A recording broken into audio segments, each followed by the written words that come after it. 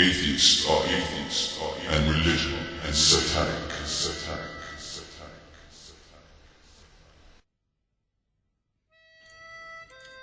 The new generation just never gets old, does it? Each decade the new generation is still among us, and still expanding, and growing to the point of its own renewal and technical immortality. But what does that all matter to you? You're probably watching this right now because of the offensive title. Well, each new generation has new ideas, or so they think. And we all know that ideas are bad, horrible things. Be that as it may, these ideas have to be addressed, and in the advent of the internet, yes, we're still in this advent, I find myself qualified to address these issues. Covering all of them would take forever, so I decided to cover one that, well, is all of them, and that is, atheists are evil, and religion is satanic. I bet that no matter who you are, those words will grab your attention. Well, I think I'll make clear right here that the statement is not directly an opinion of mine. It's merely a title for an eternal cluster of ideas that have formed with wings spread forth and reached the darkest depth of our world. Or simply put, it addresses everyone. Mostly. So, are atheists evil? Is religion satanic? From what has been brought to me, which is usually by an LCD screen, I've found people stating reasons, logics, and evidences detailing individually how every religion on earth is either stupid or evil, and more often than not, stupid and evil. I needn't elaborate on that matter very much, however, it's also caught my attention that people label atheism as also evil and stupid. How that applies is interesting, considering atheism is a state of disassociating oneself with a particular group believing in deities. It does not depict that particular person's belief in anything in particular. So, the question has risen. If everything one can possibly do be considered as evil, then what does one do? Choose the lesser of the infinite evils? Is there any group that one can choose of which will be accepted by everyone? If I choose to do nothing, that makes me atheist. If I choose a particular group, then I become associated with the wrongs and prejudices of that group. So no matter whether I join a group or not, I still end up as evil, and sometimes stupid. However, despite the paradoxes life throws at us, I have decided upon my designation, and in doing so, I feel the need to justify why I'm not stupid or evil. First and foremost, I'll do what people in my position do best.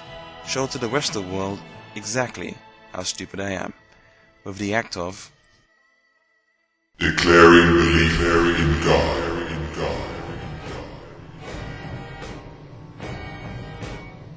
God, such a powerful subject, not just for the omnipotence, infinite wisdom, mythical fabrications, and creating us all without any need to do so, but we must appreciate the intricacy of our creation, from the meaninglessness of the atoms to what we reckon, and the insignificance of each one of us to the earth, the triviality of the earth to its solar system, and inconsequentiality of the solar system to the galaxy, and perhaps so on and so on.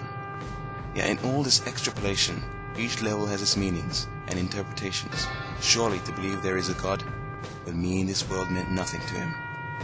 However, be he flawless as he is, in this world, a person cannot flamboyantly declare his allegiance or belief in the one and expect everyone to accept and nod their heads on the matter. No, that would be asking for the finger to be pointed at the claimant and tumultuous laughter to follow. Unlike scientific matters such as evolution, empirical evidences and proof of God have not appeared in this world. And many have come to the conclusion that either this world doesn't mean a whole lot to him, which I thought was pretty obvious, or he doesn't exist. Absence of evidence does not mean evidence of absence, however, that doesn't really add anything to the matter, does it? It sounds more like a cop-out. In the field of science, the whole concept seems to go cold. But then, isn't it supposed to? Supposed to, you say? What does this fool mean to prove by supposed to? Well, allow me to explain. Supposed.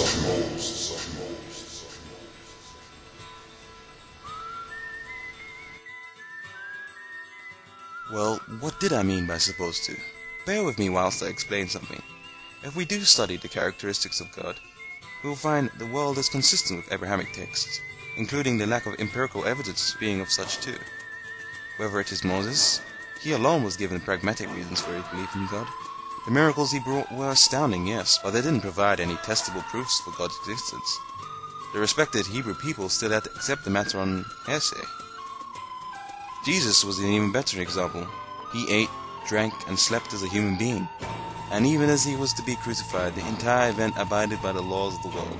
There was no thundering retributions from God above, Was he not aware of the event to be? Of course.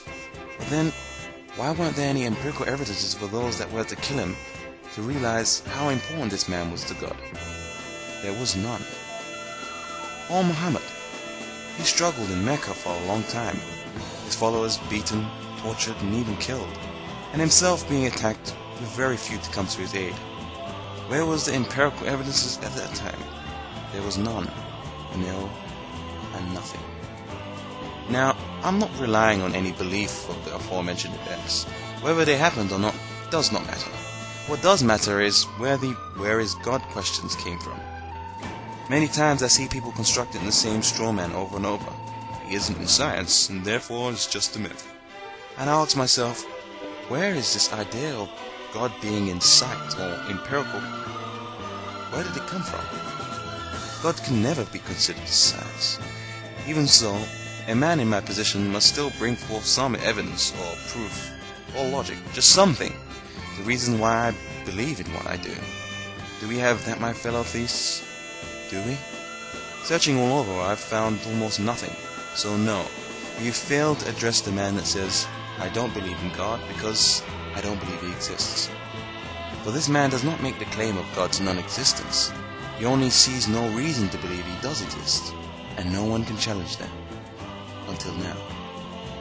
Intelligent design seems to me like nonsensical mumbo-jumbo and avoiding the main point, as I'm neither deist nor agnostic, and combining the fact that God can never be a part of the scientific method, I decided to put forward my own set of empirical evidences on the matter, something I like to call the design method.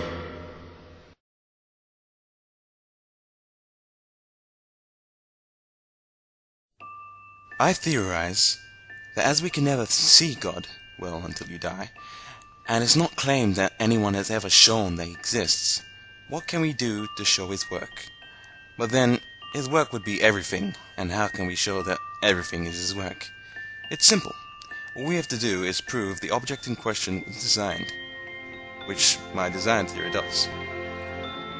Now, before I begin, we must take note that evidence to prove God exists is not evidence against evolution. Although the ideas may conflict in principle, there is nothing particularly wrong with that. There are often several scientific theories that explain a phenomenon with perfect logic, but they can't always be true. There are generally two explanations for gravity: general relativity and Newton's theory of gravitation. Ideas don't always conflict, but as Paradox is the title of this movie, I think it's only natural that different groups will share different ideas, both being logically sound. Whilst I do have my skeptical questions on evolution, which I hope to cover later, I am not attacking the theory of this idea, although the two do contradict. So, how do we know that something was designed? Well, we use the design method. If something follows the characteristics of design, we can easily conclude that it has been designed. The aspects which show us whether something has been designed or not.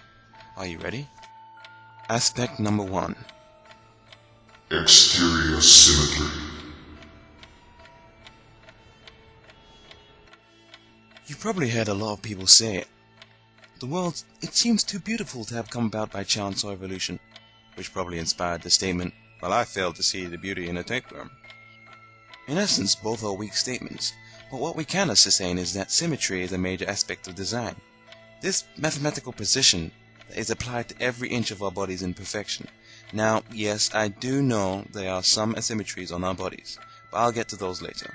For now, I accentuate how symmetry is the beautiful artifact of this world that depicts design. How do we know this? Well, take a look around you. Look at the many things designed. Cars, buildings, planes or phones. Many designed articles are symmetrical, which makes symmetry a major factor in determining whether a thing was designed. An invention is designed symmetrical for many reasons, the first being maneuverability. Try and imagine an asymmetrical car or human. Another could be exterior beauty, which is an aspect many designers aim for. However, we must note that symmetry is not a compulsory prerequisite of design, and it can be argued that snowflakes are symmetrical, and they aren't designed. Actually, it happens to take place on a much smaller scale. Be that as it may, symmetry is a basic aspect of determining whether a thing was designed or not, but not definite. Aspect number 2. Interior asymmetry. In complex